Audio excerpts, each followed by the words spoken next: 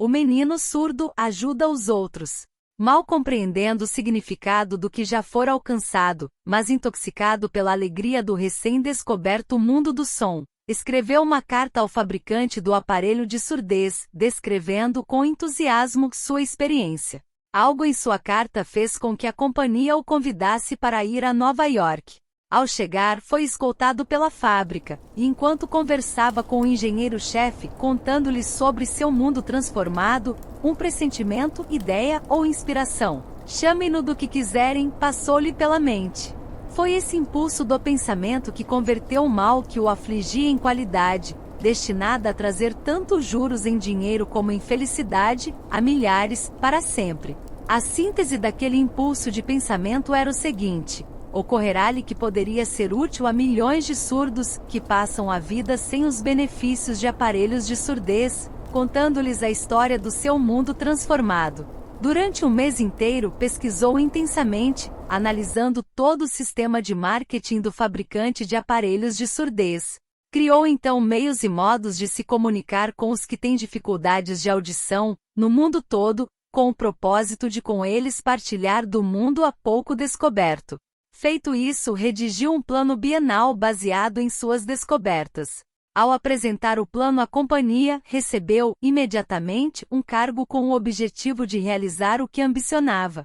Nem sonhava quando foi trabalhar, que estava destinado a trazer esperanças e alívio prático a milhares de pessoas surdas que, sem essa ajuda, estariam condenadas para sempre à surdez. Não tenho a menor dúvida de que Blair teria sido surdo ou mudo por toda a vida, se sua mãe e eu não tivéssemos conseguido formar-lhe a mente como fizemos.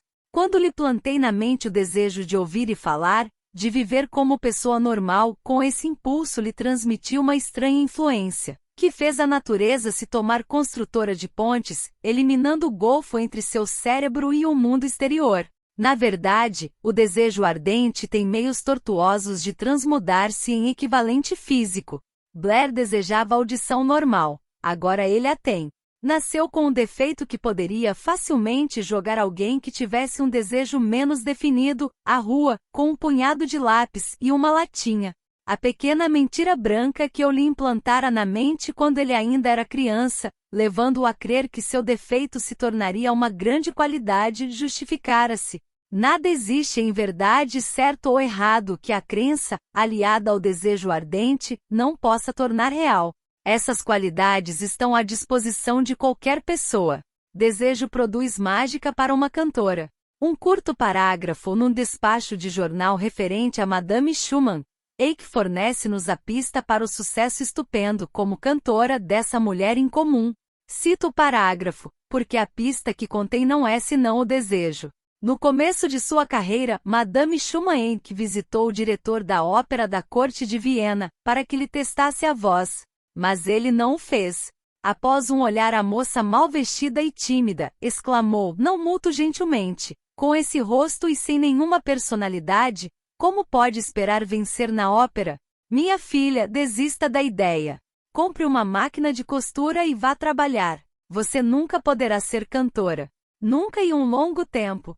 O diretor da Ópera da Corte de Viena conhecia bem a técnica do canto, mas conhecia bem pouco o poder do desejo, quando assume as proporções de uma obsessão.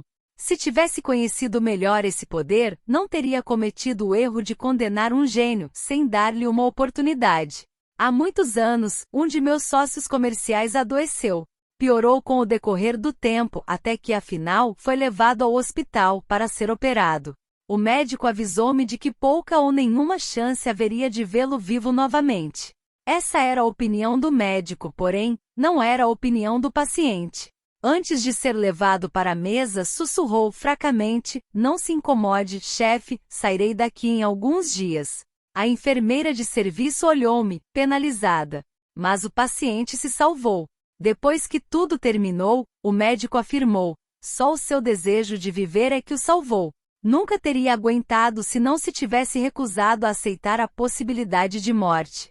Acredito no poder do desejo, apoiado pela fé, porque vi esse poder erguer homens de origem obscura a posições de riqueza e poder. Já o vi roubar a sepultura de sua vítima, vi-o servindo de meio para que homens ensaiassem a volta, após derrotas em centenas de maneiras diferentes, viu permitir ao meu filho uma vida normal, feliz e bem-sucedida, apesar da natureza tê-lo mandado ao mundo sem orelhas.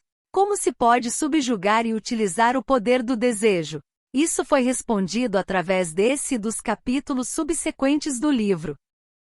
Através de um princípio estranho e poderoso de química mental jamais divulgado, a natureza envolve no impulso do desejo forte, aquele algo, que não reconhece palavras como impossível, e não aceita a realidade como a derrota. Pontos a fixar. Quando o desejo converge grandes forças para a sua vitória, você não precisa de nenhum modo recuar, a vitória é certa. 6 passos definidos aqui mostrados transformam o desejo em ouro. Para Andrew Carnegie, esses princípios valem 100 milhões. O desejo constrói nova vitória da derrota temporária. Foi o desejo que construiu uma das maiores lojas de departamentos do mundo, literalmente sobre cinzas. Um menino sem orelhas aprendeu a ouvir. Uma mulher sem possibilidades tornou-se grande cantora de óperas. Um homem doente que os médicos pensavam que morreria conseguiu se salvar. Desejo foi a força que auxiliou essas pessoas por alguma estranha, mas natural química mental. Não há limitações à mente, exceto as que admitimos. Índice da seção atual, índice da obra atual anterior. Pensamentos são coisa seguinte: fé e confiança. Passo número 2. Em direção à riqueza. Fé e confiança. Fé dirigida torna todo pensamento palpitante de poder. Você pode erguer-se a alturas ilimitadas, impelido pela força ascendente de sua poderosa e nova autoconfiança. A fé é o químico-chefe da mente. Quando a fé se une ao pensamento, o subconsciente apanha imediatamente a vibração, traduzindo no seu equivalente espiritual e transmitindo-a à inteligência infinita, como no caso da oração. As emoções da fé, do amor e do sexo são as mais poderosas de todas as principais emoções positivas. Quando as 3 se unem, tem o efeito de colorir o pensamento de tal maneira que alcança, instantaneamente, o subconsciente, onde se transforma em seu equivalente espiritual, única forma que induz a reação da inteligência infinita. A fé aguarda que você a encontre.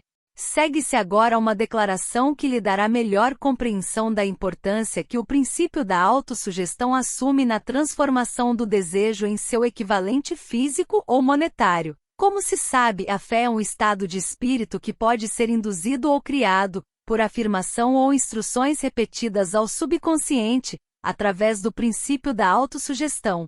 Como exemplo, considere o propósito pelo qual você está presumivelmente lendo este livro.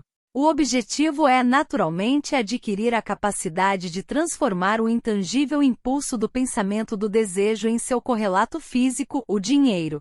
Seguindo as instruções dadas no capítulo da autossugestão, e nos do subconsciente, resumidos naquele capítulo, você poderá convencer o subconsciente de que acredita que receberá o que deseja, e isso agirá sobre o que você acredita, de modo que o subconsciente o devolverá em forma de fé, seguida de planos definidos para procurar o que deseja. A fé é um estado de espírito, que pode ser desenvolvido à vontade, depois de dominados os 13 princípios, pois é um estado de espírito que se desenvolve voluntariamente, através da aplicação e uso desses princípios. A repetição da afirmação de ordens ao subconsciente é o único método conhecido de desenvolvimento voluntário da emoção da fé. Talvez o sentido se torne mais claro através da seguinte explicação, quanto à maneira dos homens se tomarem às vezes criminosos. Nas palavras de famosos criminologistas, quando o homem entra em contato pela primeira vez com o crime, tem-lhe horror. Se mantém em contato com o crime por algum tempo, acostuma-se a ele e aguenta-o. Se ficar muito tempo em contato com o crime, acaba abraçando-o e se toma influenciado por ele. Isso equivale a dizer que qualquer impulso do pensamento, que se transmite repetidamente ao subconsciente, é afinal, aceito e operado pelo subconsciente, que começa a traduzir o impulso para seu equivalente físico pelo processo mais prático que pode obter. Ligado a isso, considere novamente a declaração: todos os pensamentos emocionalizados, aos quais se deu sentimento, e misturados à fé começam, imediatamente, a traduzir-se em seu equivalente físico ou cópia. As emoções, ou a parte de sentimento dos pensamentos, são os fatores que dão a esses vitalidade, vida e ação.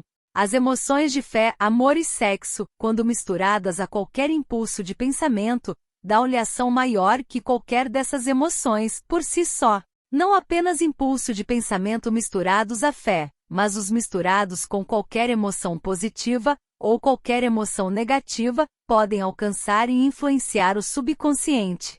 Não existe o azar.